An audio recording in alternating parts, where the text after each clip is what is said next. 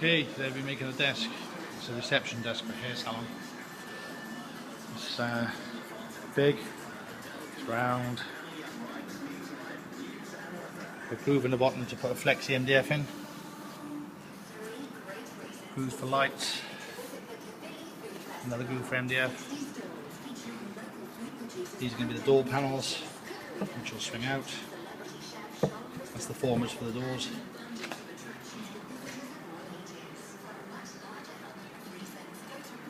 Nice cutaway in the top, cutaway in the bottom.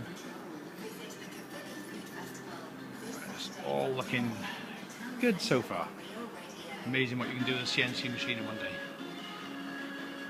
Some more pictures when it's finished.